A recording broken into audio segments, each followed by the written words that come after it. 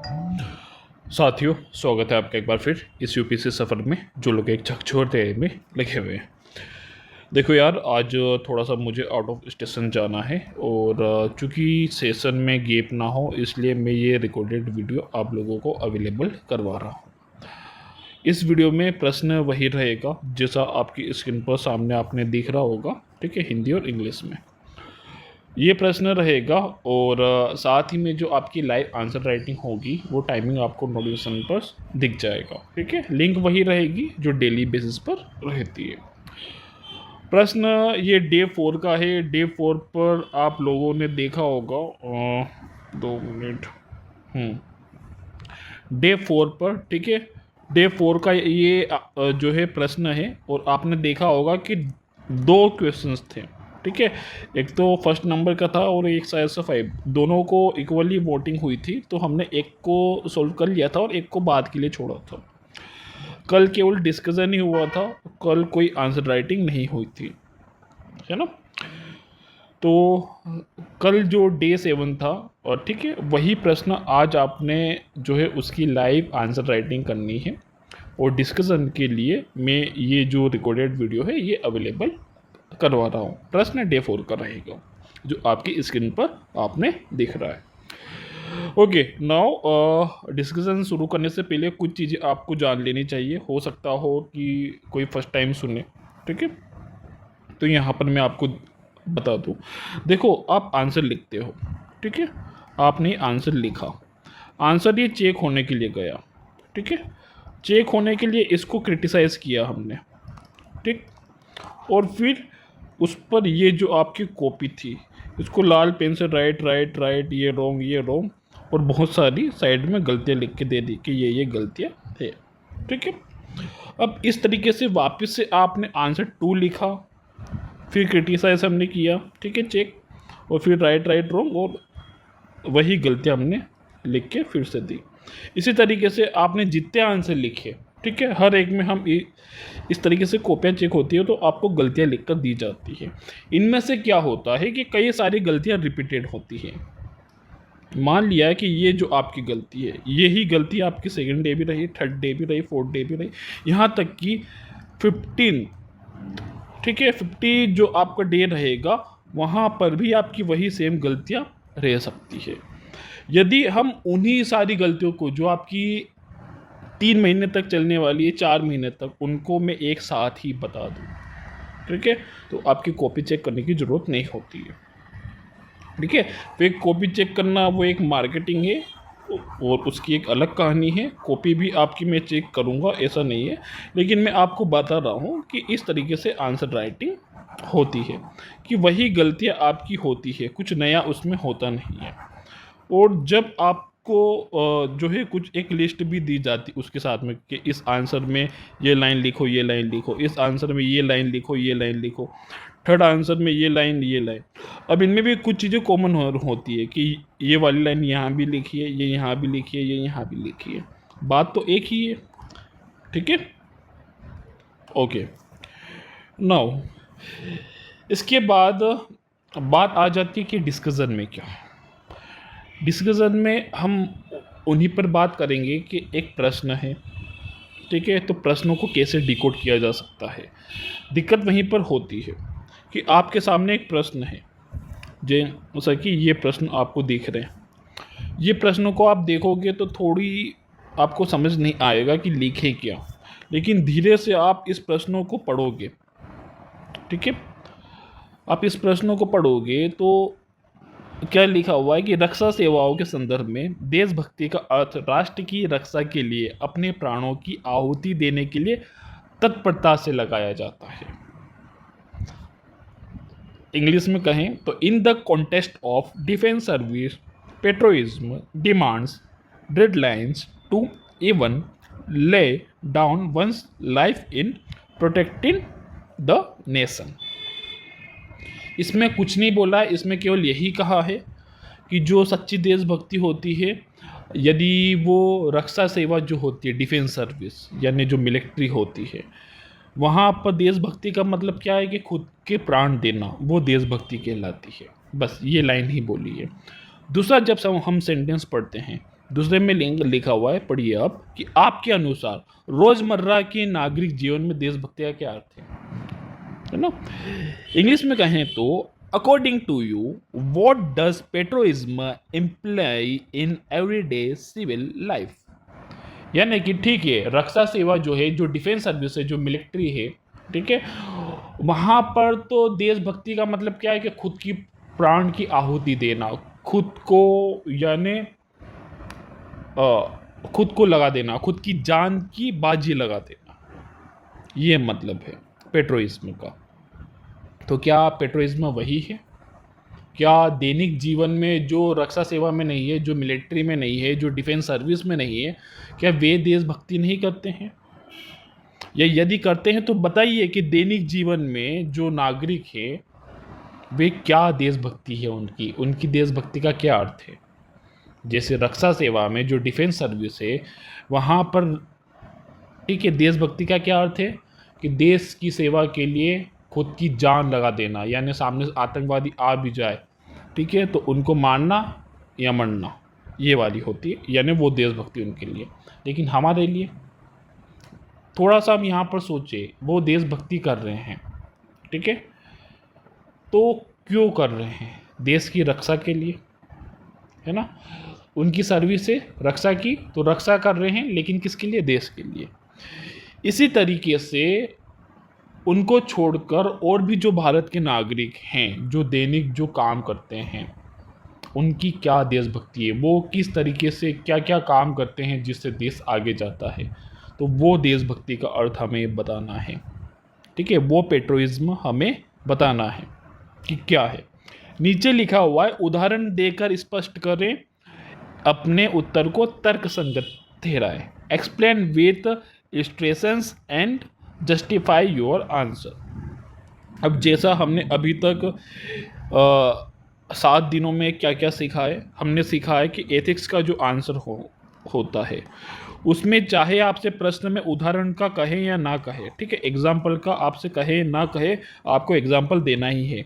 जैसे इसमें लास्ट में जो लाइन लिखी हुई है, पढ़िए आप, ठीक है, ये वाली, यदि ये लाइन नहीं लिखी होती तो भी हम उदाहरण से ही स्पष्ट करते, तो भी हमें उदाहरण देना चाहिए, ठीक है, ये चीज़ हो गई। दूसरा कि शुरुआत में आपको कोई भी लाइन दी गई जाएगी, कोई भी लाइन देती, उसमें प्रश्न नहीं है।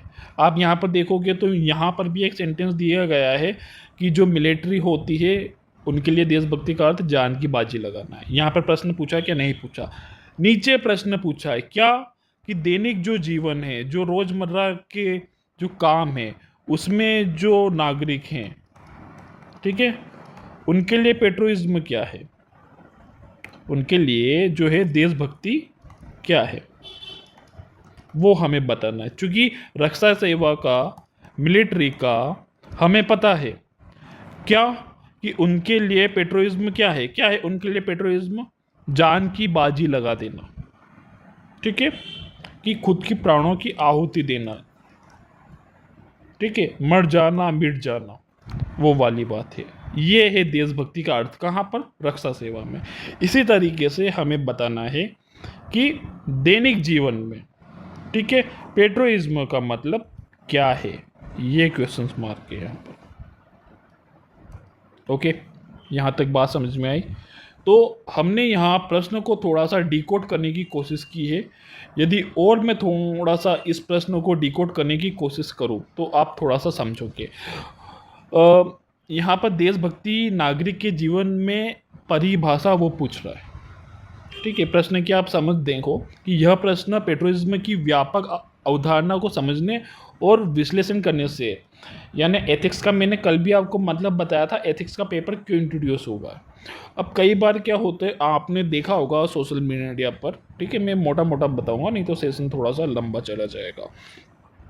मोटा मोटा हम सोशल मीडिया पर क्या देखते हैं कि जो है वो जवानी है, जवानी सब कुछ करते हैं, ठीक है, वहीं पर जो है नागरिक तो ऐसे हैं, वो कुछ करते नहीं है, मतलब कुछ भी जवान को लेकर ही हर वक्त, यानी देशभक्त की बात आएगी कभी भी, ठीक है, तो माइंड में एक ही चेहरा आता है, जवान, ठीक है, यानी देश के जवान। फिर एक आता है किसान, ठीक है, जय जवान जय किसान, ठीक है। लेकिन बाकी के नागरिक क्या क्या वो देशभक्त नहीं है, ठीक है। तो एक ये फिलोसॉफी को आगे बढ़ाना कि देशभक्ति पूरे राष्ट्र में फैली हुई है, हर एक नागरिक में फैली हुई है, बस जरूरत है तो अपने आकलन की अंदर कि हर एक चीज, हर एक जो सेवा हम जो कर रहे हैं, जो भी हम सेवा कर रहे हैं, जो भी हम सर्विस कर रहे हैं, वो कंट्री के लिए कर रहे हैं। सिविल सर्वेंट, ठीक है, जो एक सिविल सर्वेंट होते हैं, क्या वो देशभक्त नहीं होते?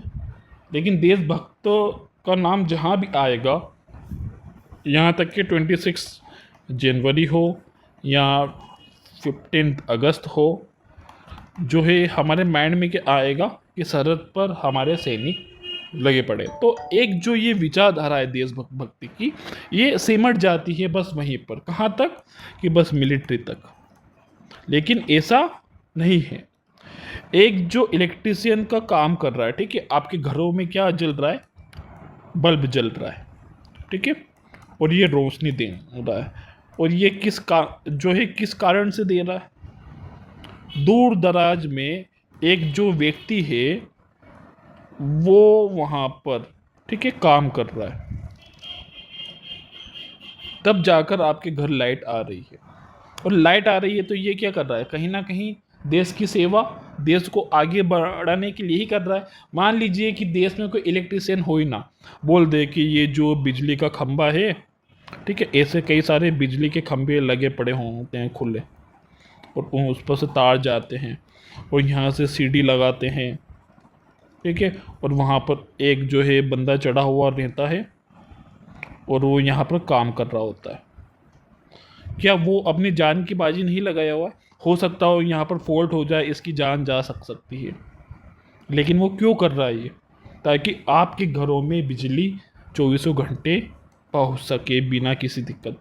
उसी में भी लाइट वगैरह चली जाती है तो हम जो है अपशब्द उसे कहने लग जाते हैं कि ये हो गया, वो हो गया, लाइट वाला तो बहुत ख़राब है, बिजली चली गई। लेकिन ऐसा नहीं है। होता क्या है, जब कंटिन्यू जो फ्लो हो जाता है करंट का, ठीक है, तो ये तार क्या हो जाते हैं? पिघलने लग जाते हैं।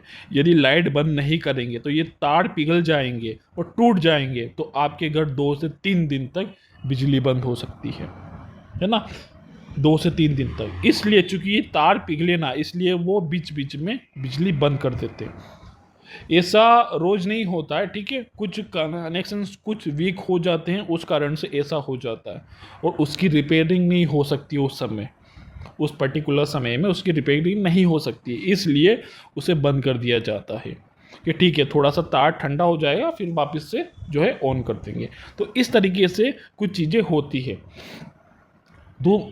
दूसरा हम देखें कि कुछ किराना व्यापारी हैं, ठीक है, ये आपकी दुकान है, ठीक है, मतलब एक किराने की दुकान है, और यहाँ पर एक जो व्यक्ति बैठा हुआ है,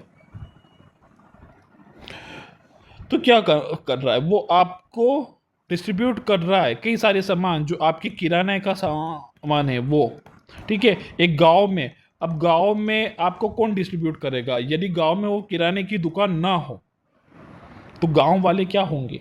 गांव वालों के पास कोई सुविधा ही नहीं होगी, ठीक है। मान लीजिए एक छोटी सी चीज़ है कि माचिस ही नहीं है, तो आप चूल्हे कहाँ से जलाओगे?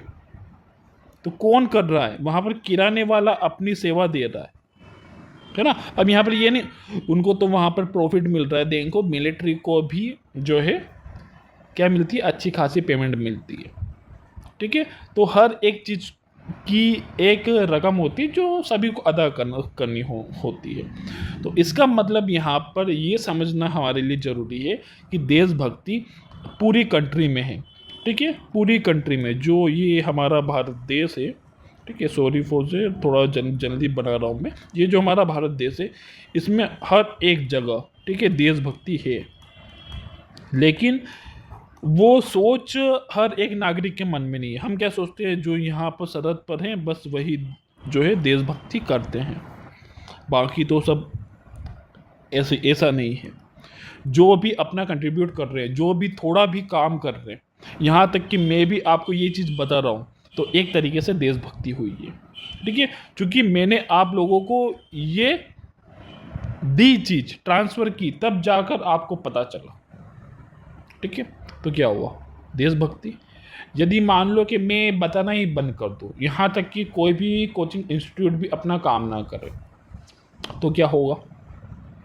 ठीक है, यूपीएससी जो एस्पिरेंट है उनके लिए थोड़ा सा कठिन हो जाएगा ये काम, यूपीएससी सिविल सर्विस को थोड़ा सा पार करना।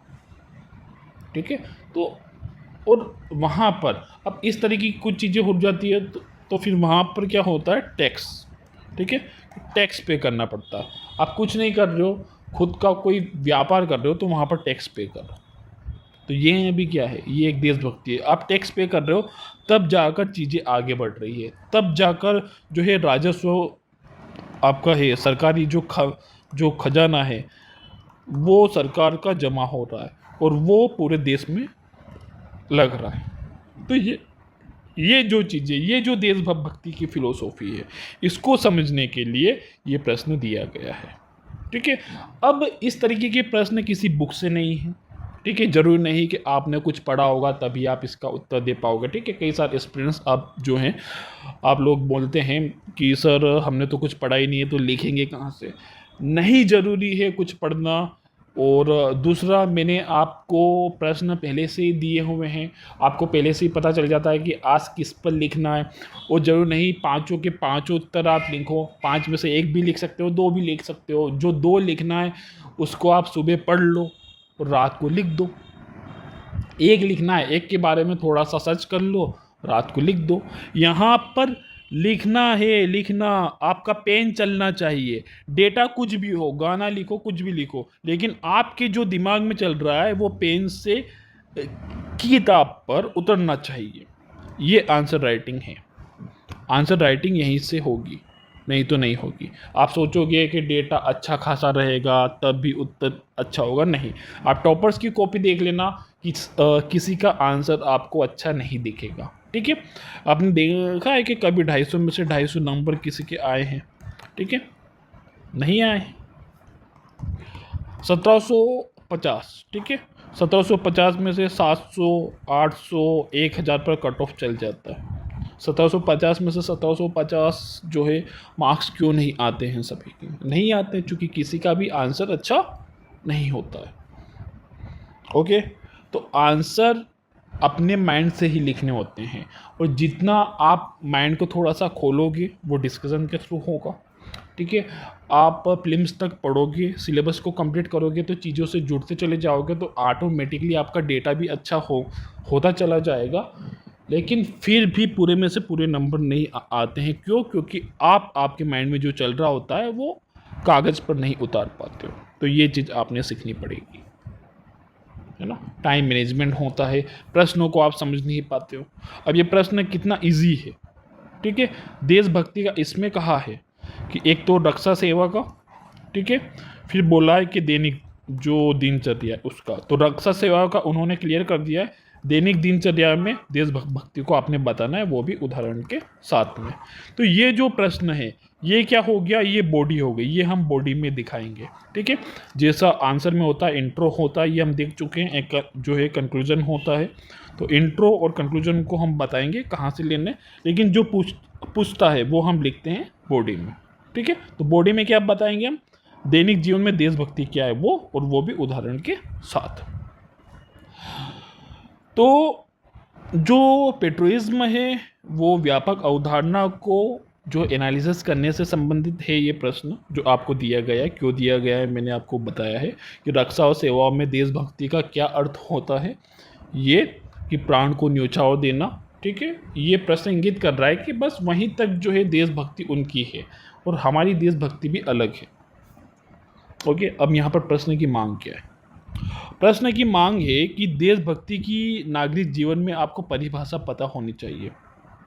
तो सबसे पहले तो ऊपर वो जो रक्षा सेवा का बोल रहा है, रक्षा सेवा का देशभक्ति का स्वरूप हमें स्पष्ट करना पड़ेगा कि किन रूपों में वो प्रकट हो रही है। ठीक है, क्या सिर्फ युद्ध काल में प्रकट होती है या शांति के समय में भी नागरिक इसे निभा सकते हैं? ठीक है, अब वहाँ पर प्राण को न्योछावर करना, प्राण को कब न्योछावर करेंगे? जब युद्ध होगा। ठीक है, यदि युद्ध ना हो तो उनकी देशभक्ति नहीं है क्या? है। तो इसी तरीके से दैनिक जीवन में भी है। ठीक है। दूसरा, हमें रोजमर्रा के जीवन में ऐसे ठोस उदाहरण देने होंगे जो दिखाए कि आम नागरिक अपने कार्यों में देशभक्ति को दर्शा सकता है। We need to provide concrete example from daily life to illustrate how an ordinary citizen can demonstrate patriotism. ठीक है। उदाहरण कई सारे क्षेत्रों के हो सकते हैं। आपके सामाजिक योगदान के हो सकते हैं, सोशल कंट्रीब्यूशंस, आपके पर्यावरण संरक्षण को लेकर हो सकते हैं। ठीक है, एनवायरमेंटल प्रोटेक्शंस, आपके ईमानदार नागरिक कर्तव्यों को लेकर हो सकते हैं, रिस्पॉन्सिबल सिटीजनशिप, और जो है आपके इकोनॉमिक्स पार्टिसिपेशंस को लेकर हो सकते हैं, आर्थिक सहयोग को लेकर, शिक्षा को लेकर हो सकते हैं, एजुकेशंस को लेकर, नैतिकता एथिक्स को लेकर हो सकते हैं। तो इस तरीके से यदि हम लेकर चलेंगे तो ये दैनिक जीवन में हमें देखने को मिलेगा। वहीं पर जो उदाहरण हमें देने हैं वो लॉजिकली देने हैं। ठीक है, ऐसा नहीं कि कुछ भी लिख दिया और वहाँ पर लिख दिया कि इसकी भी देशभक्ति होती है। हमें बताना पड़ेगा कि किस तरीके से उसकी देशभक्ति, कैसे वो जो है कंट्री में जो है कंट्रीब्यूट कर रहा है। ठीक है, जो दैनिक जीवन में हम बता रहे हैं, कोई भी काम बताएंगे तो लॉजिक के कारण बताएंगे। लॉजिक क्या रहेगा कि कंट्री किस तरीके से डेवलप हो रही है उससे। ओके, क्या नागरिकों की सामूहिक जिम्मेदारी दर्शाती हैं। ठीक है, डू दे रिफ्लेक्ट कलेक्टिविटी और रिस्पॉन्सिबिलिटी एज सिटीजन, या फिर do this actions contribute to national interest. हमें देखना पड़ेगा कि कंट्री को आगे बढ़ा पा रहे हैं या नहीं, कंट्री के लिए हैं चीज़ें या नहीं। ओके, आई होप कि आपको प्रश्न समझ में आ गया होगा। अभी तक मैंने प्रश्न को ये समझाया है केवल। तो यहाँ पर हमें एक लाइन दी है रक्षा सेवा की, ठीक है, डिफेंसिव, जो बता रही है कि देशभक्ति जो पेट्रोइज्म है उसका अर्थ क्या है, जान देना। और किसके लिए, देश के लिए। ठीक है, देश के लिए जान देना। ये एक जो है सेंटेंस दिया है। फिर हमें पूछा है कि दैनिक जीवन में बहुत सारे काम होते हैं, वहाँ पर देशभक्ति का क्या अर्थ है, वहाँ पर देशभक्ति का क्या अर्थ है, और यहाँ पर दे दिया है क्वेश्चन मार्क। तो बस यही चीज़ हमें बतानी है, यही चीज़। ठीक है, यहाँ पर क्या रखे हैं जो देश को कंट्रीब्यूट करे। ओके, तो आई होप कि आपको प्रश्न डिकोड पूरी अच्छी तरीके से हुआ होगा। अब ये जो प्रश्न की डिकोड करने की मेथड है ये मैंने आपको बताई है। ध्यान से पढ़ो, आराम से पढ़ो, एक मिनान से पढ़ो, इधर उधर कोई भी शब्द नहीं जा रहे। आप देखोगे तो प्रश्न का यही अर्थ निकल रहा है।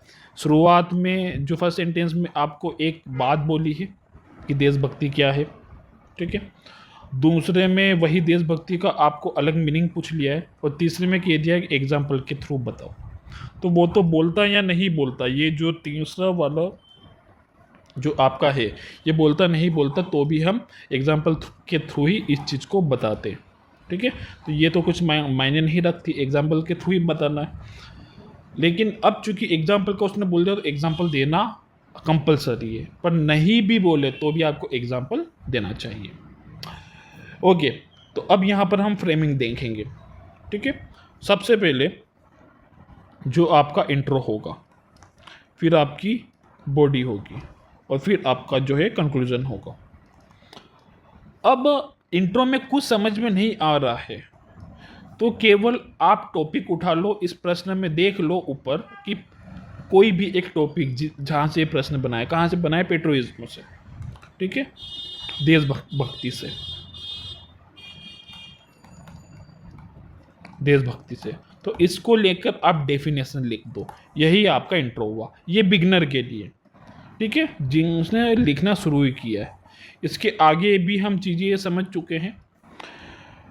यहाँ पर यदि हमारा इंट्रो होगा तो वो क्या होगा, जो पहला सेंटेंस है, क्या है पहला सेंटेंस, रक्षा सेवा वाला। रक्षा सेवा में देशभक्ति का जो अर्थ है उसको बताते हुए हमें बॉडी पर जाना है। 2 मिनट।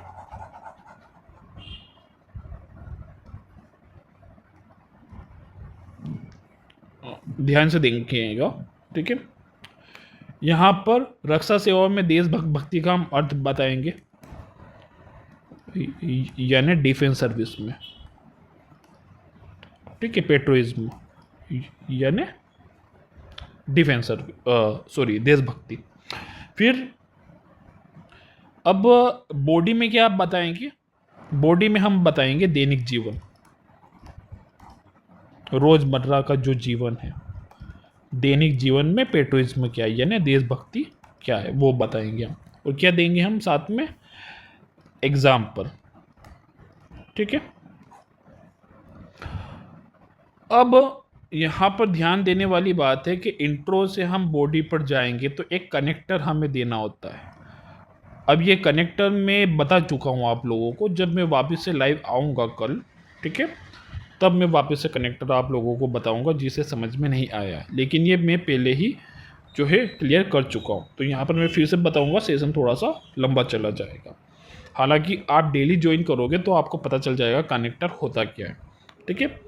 तो रिकॉर्डेड वीडियो में मैं नहीं बता पाऊँगा कनेक्टर क्या होता है, मोटा मोटा मैं इस तरीके से बता देता हूँ कि आपने इंट्रो लिंक लिखा, आपने बॉडी में जो लिखा, दोनों को कनेक्ट करने के लिए एक सेंटेंस लिखा जाता है, एक वाक्य ऐसा बनाया जाता है कि ऐसा ना लगे कि डायरेक्ट इंट्रो लिखकर हम बॉडी पर चले गए, ऐसा बीच में कनेक्टर दिया जाता है, वो अभी मैं देकर आपको बताऊँगा।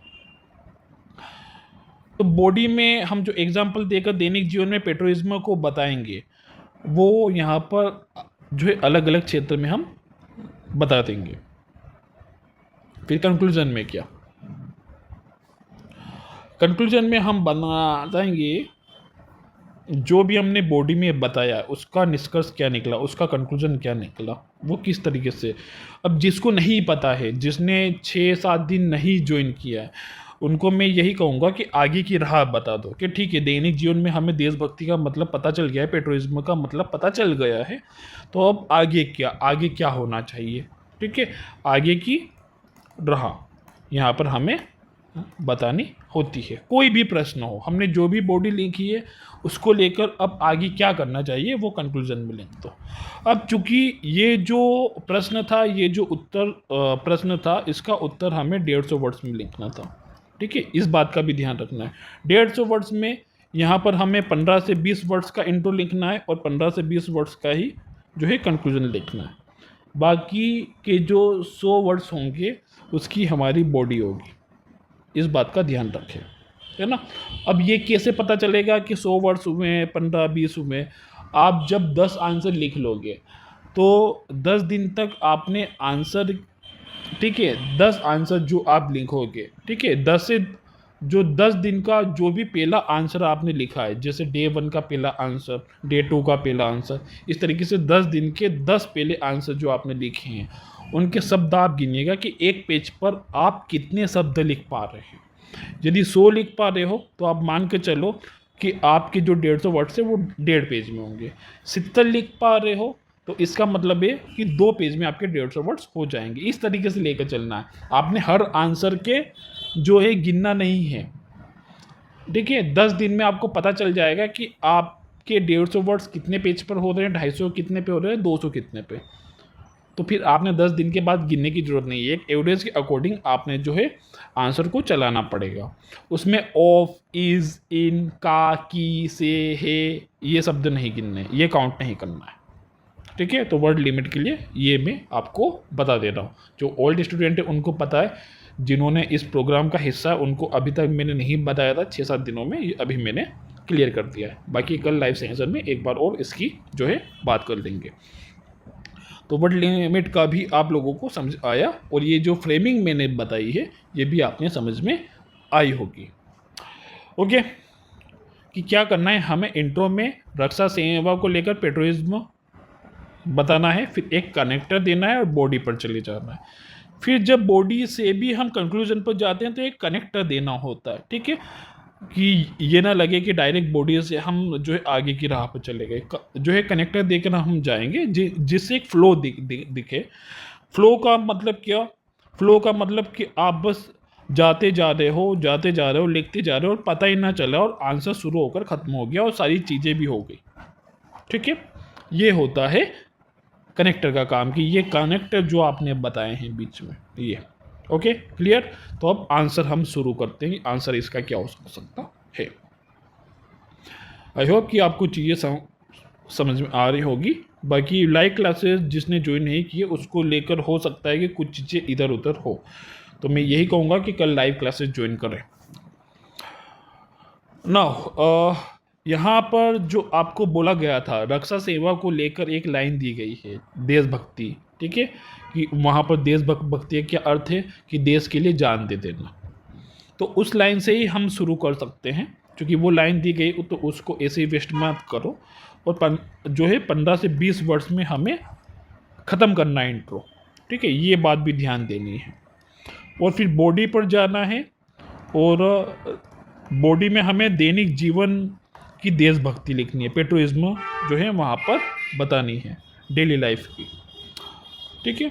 तो यहाँ पर हम देंगे कनेक्टर, ठीक है, दोनों के बीच में,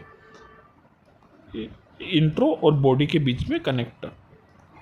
ओके, नाउ तो क्या होगा कि रक्षा सेवाओं के संदर्भ में देशभक्ति का अर्थ राष्ट्र की रक्षा के लिए अपने प्राणों की आहुति देना होता है, लेकिन रोजमर्रा के नागरिक जीवन में देशभक्ति का रूप भले ही अलग हो, लेकिन इसका महत्व उतना ही बड़ा होता है। यह जिम्मेदार नागरिक संविधान मूल्यों के प्रति निष्ठा, राष्ट्र निर्माण गतिविधियों में सक्रिय जो है भागीदारी के रूप में प्रकट होता है। इंग्लिश में कहें तो in the context of defence service patriotism is often associated with the ultimate sacrifice laying down one's life to protect the nations. However, in everyday civil life, patriotism takes a different but equally significant form. It is reflected in responsible citizenship, adherence to constitutional values, and active participations in nation building activities. यदि मैं simple सा कहूँ तो आपने ये लिखना है कि हाँ, कि रक्षा सेवा में, ठीक है, रक्षा सेवा में देशभक्ति का अर्थ प्राणों की जान देना है, मतलब प्राणों को न्यौछावर करना है, जान देना है, लेकिन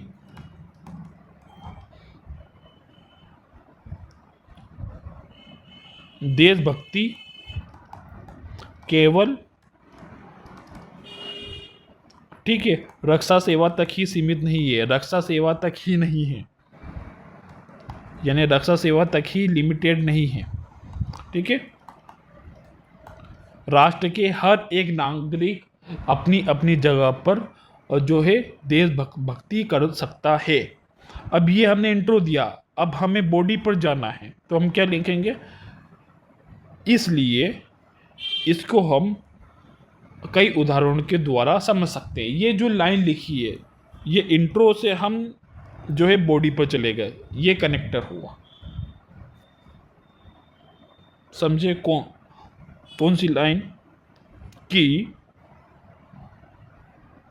इसे हम कई उदाहरणों से समझ सकते हैं। लेकिन इसके पहले भी हमारे माइंड में होना चाहिए ऐसा क्या लिखें जो ये लाइन आ जाए, तो हमने ये लिखा था, ठीक है, कि देशभक्ति केवल रक्षा सेवा तक ही सीमित नहीं है, अन्य जो भी नागरिक होते हैं वो अन्य सेवाओं के जरिए राष्ट्र में अपना योगदान देकर अपनी देशभक्ति करते हैं दैनिक जीवन में, और इसे हम कई उदाहरणों के द्वारा समझ सकते हैं। तो ये जो पूरा है ये कनेक्टर हुआ, जो इंट्रो का भी क्या है, इंट्रो का भी हिस्सा है और कनेक्टर का भी हिस्सा है, जिसने बॉडी की ओर हमें फ्लो दिया, हमें बताया कि हाँ ठीक है अब आप बॉडी लिख सकते हो, ठीक है। तो ये इंट्रो हुआ। नाउ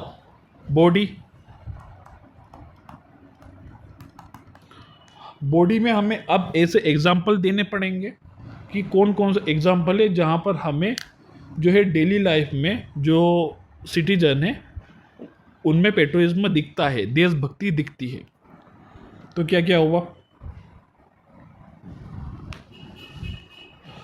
आप जो है जिम्मेदार नागरिकता के रूप में बता सकते हो, यानी पेट्रोइज्म एज अ रिस्पॉन्सिबल सिटीजनशिप, कि एक जो सच्चा देशभक्त है वो कानून का पालन करता है, सार्वजनिक जो संपत्ति है उसका सम्मान करता है, अपने नागरिक कर्तव्यों को निभाता है, इसमें ईमानदारी से जो है कर चुकाना, यातायात नियमों का पालन करना, सार्वजनिक स्थानों की स्वच्छता रखना, ये सब होते हैं। अब कोई होंगे तो क्या लिख देंगे पता है? अब एक जो आंसर होता है, एक नॉर्मल आंसर, ठीक है, वो ये लिख देगा, क्या लिख देगा? कानून का पालन करना, टैक्स देना, यातायात, ठीक है, यातायात नियमों को मानना, सार्वजनिक संपत्ति, ठीक है, जो सरकारी संपत्ति उसको नुकसान नहीं करना, उसका सम्मान करना, ठीक है, और स्वच्छता बनाए रखना,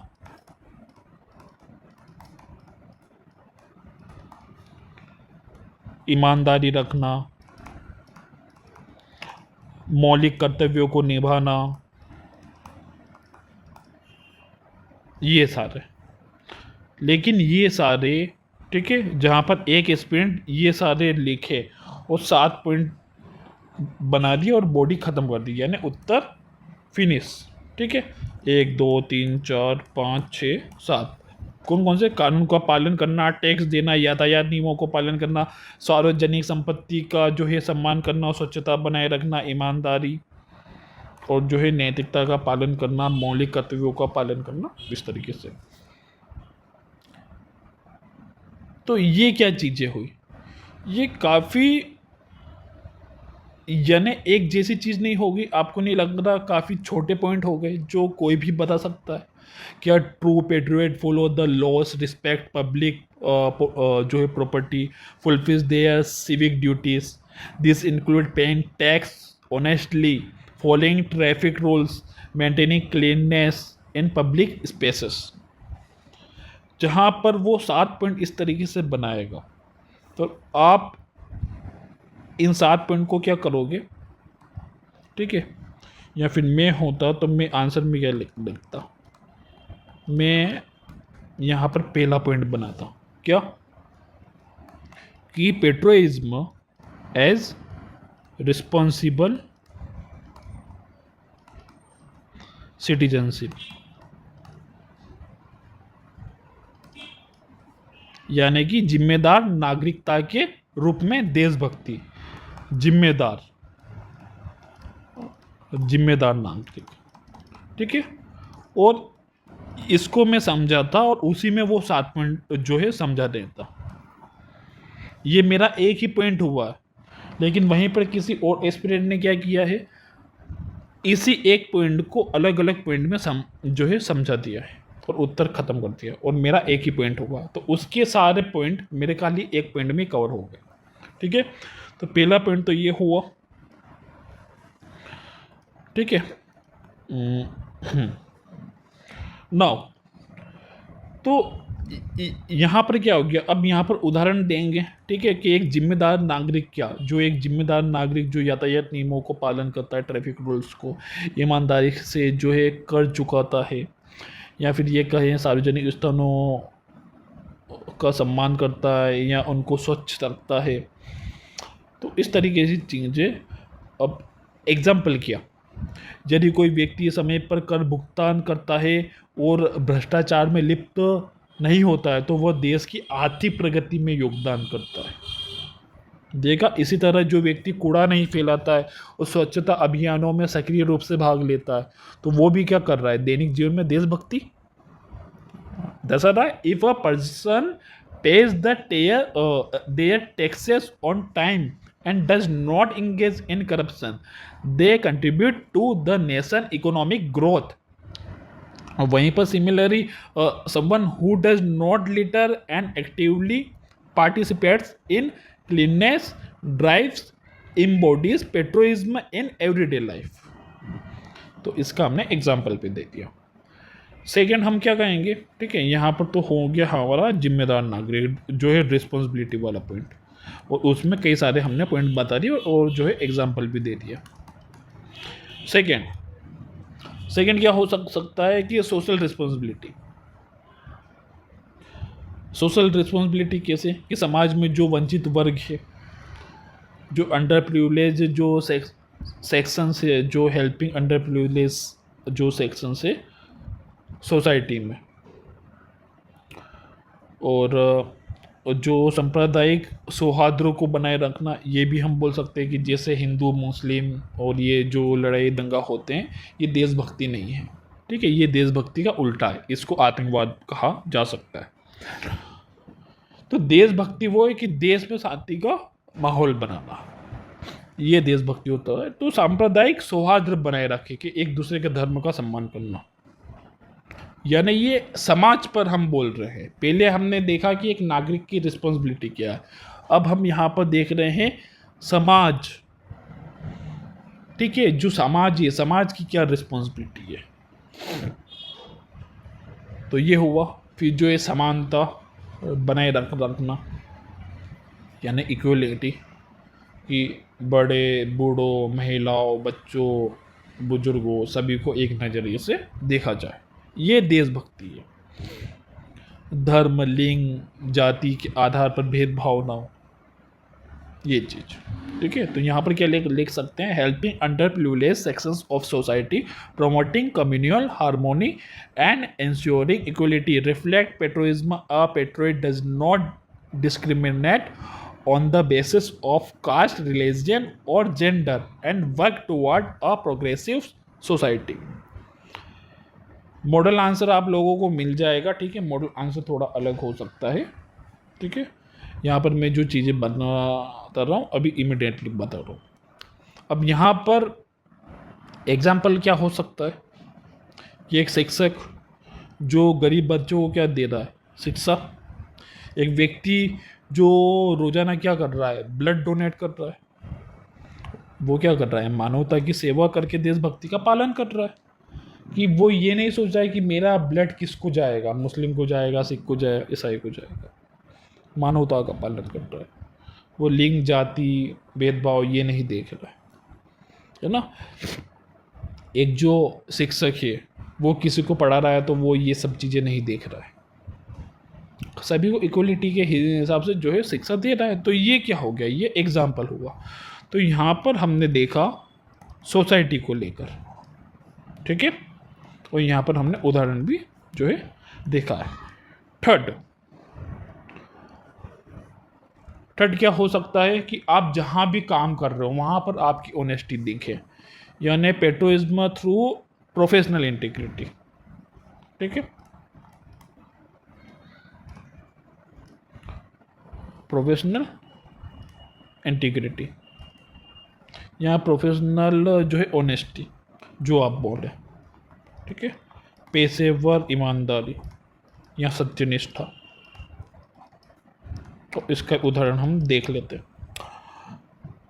आप इसको ऐसे समझो कि जैसे आप डॉक्टर हो या फिर आप इंजीनियर हो या आप जो है सिविल सर्वेंट हो, अपने कार्य में आप ईमानदार है, भ्रष्टाचारी नहीं कर रहे। ठीक है, नैतिकता का पालन कर रहे, मोरलिटी में रहेगा, तो ये भी क्या है, ये देशभक्ति है। तो एक प्रोफेशनल के लेवल पर भी देशभक्ति यहाँ पर देखी जा सकती है दैनिक जीवन में। एग्जाम्पल क्या दोगे, एक डॉक्टर जो बिना किसी अनैतिक गतिविधि में लिप्त हुए मरीजों का इलाज करता है। Doctor who treats patients sincerely without indulging in unethical practices. ठीक है, और एक दे सकते हैं पुलिस अधिकारी जो किसी से बिना पैसे लिए, किसी से बिना रिश्वत लिए, ठीक है, न्याय करे। तो ये क्या हो गई, ये देशभक्ति हो गई। ओके, तो ये हो गया पेशेवर ईमानदारी। वहीं पर जो है फोर्थ पॉइंट हम देखें तो हो जाएगा इन्वायरमेंटल।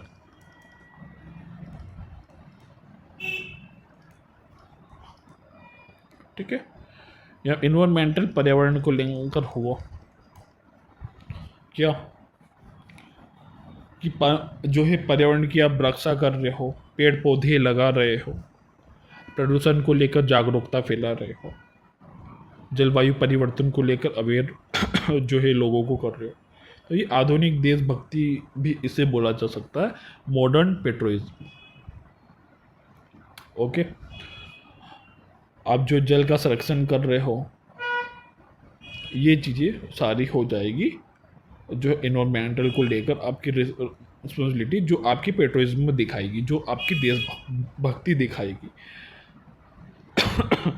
एग्जाम्पल क्या देख सकते हो कि एक नागरिक जो प्लास्टिक के उपयोग को कम करता है या प्लास्टिक का कम उपयोग करता है और जो है नवीनीकरणीय जो ऊर्जा है उसको बढ़ावा देता है, वो देश की दीर्घकालिक स्थिरता में योगदान दे रहा है। इसका मतलब हुआ कि जैसे आप लाइट चला रहे हो, है ना, आप लाइट चला रहे हो, अब कईयों के घर में क्या होता है, पंखे चल रहे हैं और रूम के बाहर चले गए फिर भी पंखे चल रहे हैं। आप भले ही उसके पैसे दे रहे हैं, लेकिन ये जहाँ से ऊर्जा आ रही है उसके भी कुछ स्रोत है, कुछ सोर्सेस है, वो ख़त्म हो जाएंगे तो आपको लाइट मिलना ही बंद हो जाएगी, है ना।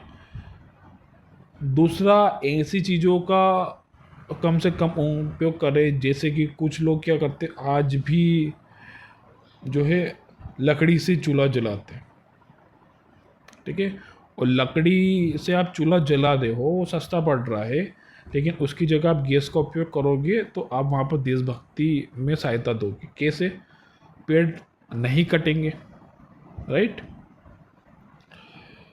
तो इस तरीके से कई सारे एग्जांपल्स हो सकते हैं। कुछ कोयलों का अभी उपयोग कर रहे हैं और कोयले उपयोग से कोयले की तो पहले ही कमी हो रही है। यदि कोयलों का कम से कम उपयोग करोगे तो लंबे समय तक उसे हम उपयोग कर पाएंगे, यानी लॉन्ग टर्म तक वो देश की सहायता देंगे। तो ये चीज़ें हैं, ये इन्वायरमेंटल के इम्पेक्ट और डालती है, यानी इन्वायरमेंट्स को लेकर आप इस तरीके से चीज़ें लिख सकते हैं। लाइन में यदि इंग्लिश में कहूँ तो protecting the environmental is a crucial aspect of modern patriotism, conserving water, planting trees, and using sustainable resources contribute to a healthier and stronger nation.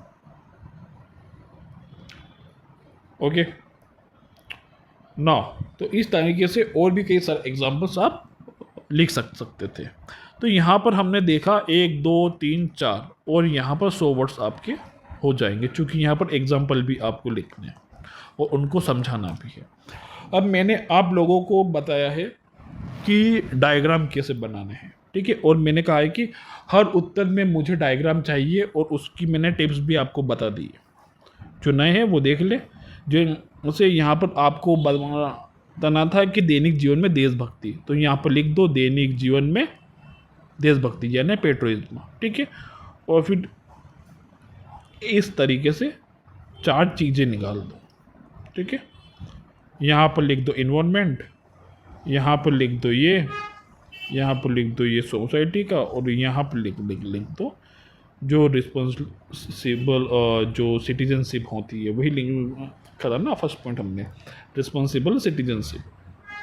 तो 4 पॉइंट हो जाएंगे, तो ये आपका एक चित्र बन सकता है। इसको थोड़ा हटाकर बनाते हैं। यहाँ पर आपने लिखा, ठीक है, क्या लिखा है प्रश्न में, रोज़मर्रा की देशभक्ति, रोज़मर्रा के जीवन में देशभक्ति, ठीक है, इस तरीके से लिख दिया। यहाँ से आपने लिख दिया कि जिम्मेदार नागरिक के रूप में, फिर लिख दिया पर्यावरण संरक्षण के रूप में, फिर यहाँ अब लिख दिया थर्ड पॉइंट क्या था एक, हाँ, पेशेवर, ठीक है, पेशेवर ईमानदारी के रूप में।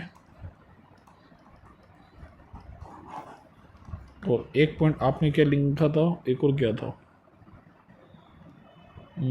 हाँ, एक था सोशल, ठीक है, यानी सामाजिक उत्तरदायित्व के रूप में, सोशल रिस्पॉन्सिबिलिटी, रिस्पॉन्सिबल, ठीक है। तो ये क्या हो गया, ये डायग्राम हुआ, और हमने ये डायग्राम पहले बनाना है, फिर इसको समझा देना है। आप चाहो तो जैसे मैंने पॉइंट बताए पॉइंट में समझा दो, आप चाहो तो ये जो है डायग्राम आपने बना दिया और फिर उसी को आपने पैराग्राफ में समझा दिया। ठीक है, तो ये हो गई बॉडी। अब बॉडी से हम जाएंगे कंक्लूजन की तरफ। मान लीजिए कि यहाँ पर हमने लास्ट पॉइंट समझाया वो इन्वायरमेंट वाला। ठीक है, अब हम जाएंगे कंक्लूजन की तरफ। अब हम क्या लिखेंगे, पैराग्राफ चेंज करेंगे और लिखेंगे इस प्रकार हमने देखा कि दैनिक जीवन में भी जो है अलग अलग सेवा में जो है सेवा में सभी व्यक्ति का अलग अलग देशभक्ति के लिए अर्थ होता है।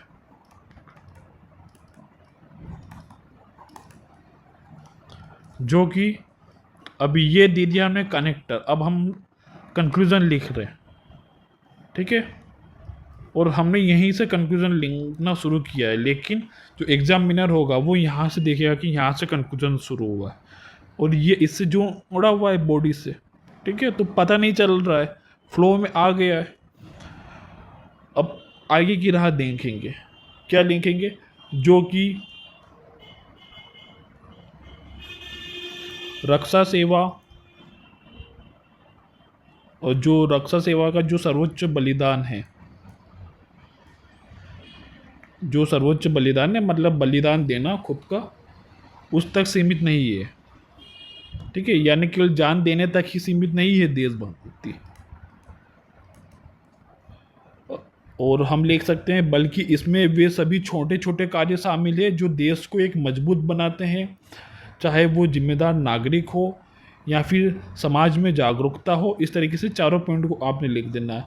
या फिर वो नैतिक रूप से अपने जो है पेशेवर कार्य हो या पर्यावरण को लेकर संरक्षण हो, हम अपने राष्ट्र की प्रगति और समृद्धि में योगदान कर सकते हैं। इंग्लिश में कहें तो patriotism is not just about making the ultimate sacrifice in war but also about everyday act that strengthen the nation by being responsible citizen, social aware individual, ethically sound professionals, and environmentally conscious being. We contribute to the progress and well-being of our country. इस तरीके से आप conclusion देकर answer को खत्म करेंगे।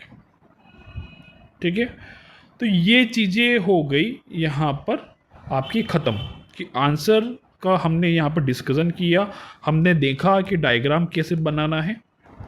ठीक है, क्वेश्चंस को डिकोड करना सीखा हमने, साथ में हमने आज वर्ड लिमिट को देखा, जो नया था आज कि वर्ड लिमिट को हम कैसे देख सकते हैं कि हमारी वर्ड लिमिट क्या जा रही। ओके, और हमने ये भी देखा कि जहाँ पर अलग अलग जो एक्सपोनेंट होते हैं वो 1 2 3 4 5 6 7 पॉइंट बनाते हैं, जो उनके बहुत छोटे छोटे पॉइंट होते हैं, वही पॉइंट हमें एक पॉइंट में लेकर चलना है। ठीक है, और कुछ अलग पॉइंट भी उसके साथ में लिखने हैं, जिनसे क्या होगा आपका वेटेज बढ़ेगा आंसर में। तो यही थी, बाकी कल लाइव सेशन में आप मिले, मैं यही कहूँगा, तभी चीज़ें आपकी निकल कर आएगी। Thank you lot guys, be to best and Jai Hind.